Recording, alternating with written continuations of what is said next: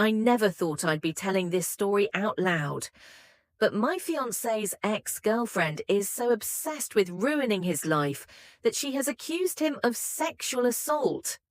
An accusation from years ago, with no evidence, no witnesses, nothing.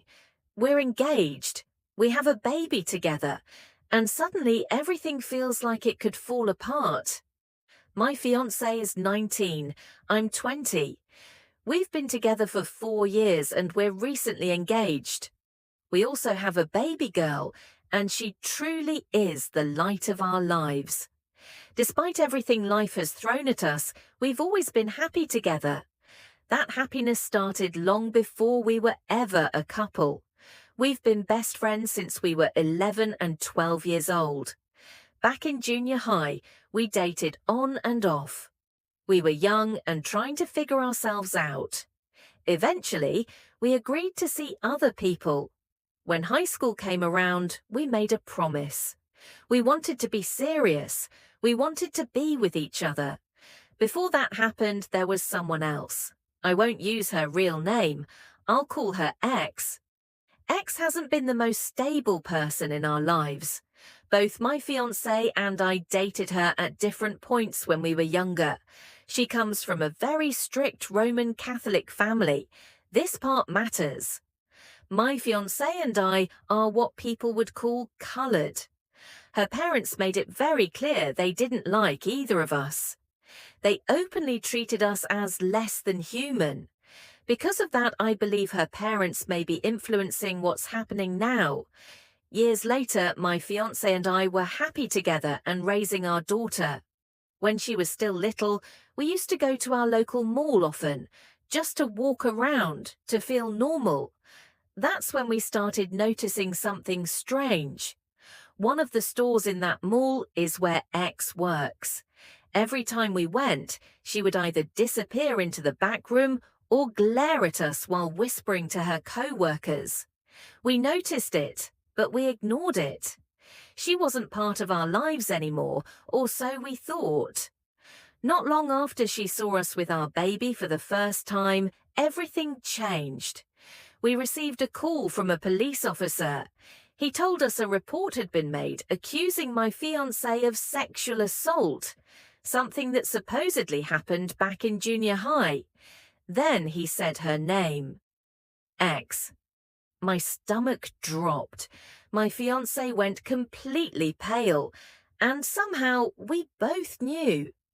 Back when my fiancé and I weren't together, he dated X. She hated me. She spread rumors saying I slept with everyone, that I was dirty, that I had no morals.